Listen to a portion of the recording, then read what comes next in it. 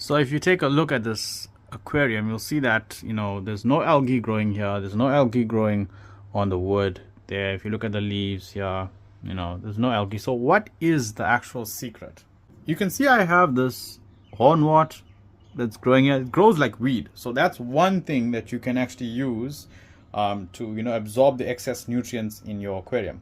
The second thing, which adds a lot of algae to your aquarium, which helps it grow very fast and rapid, is the amount of lighting.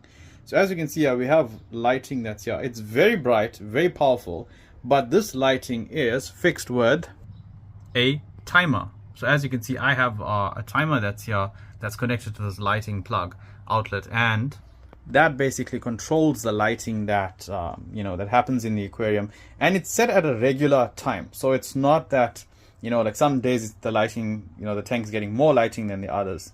So that's the other thing. And then what you also want to make sure is the amount of fertilizers that you are putting into your aquarium. So your aquarium, like some plants, you'll notice, like if you look at this here, you'll see that, okay, this one has some holes in the leaves, and unfortunately that can be a consequence of not putting enough fertilizers into your aquarium. But I would prefer having maybe 1 or 2 or 3 leaves on a plant that has showing signs of deficiency, rather than having an entire aquarium where all the plant leaves are looking fantastic and hair algae is just growing everywhere. So you got to try to find that balance of where is that point where I can have my plants growing healthy, and on top of that, 0 algae in the aquarium.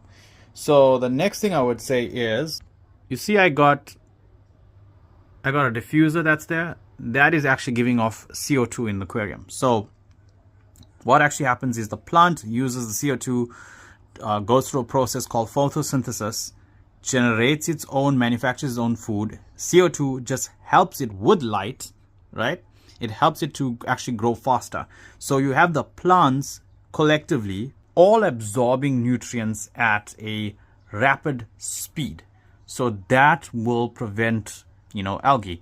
And then also you can look at, placement of your light. Like you can see, like at the back there is not much light, and at the front there's getting more light. And lastly, you can have these little shrimps. Cherry shrimps don't work really good. Amano shrimps, in my experience, are not the best algae eaters, but you do notice a difference. Get some aquatic life, like here I have an autosynclus, that all work together to form a community to help you with the rest of your tank.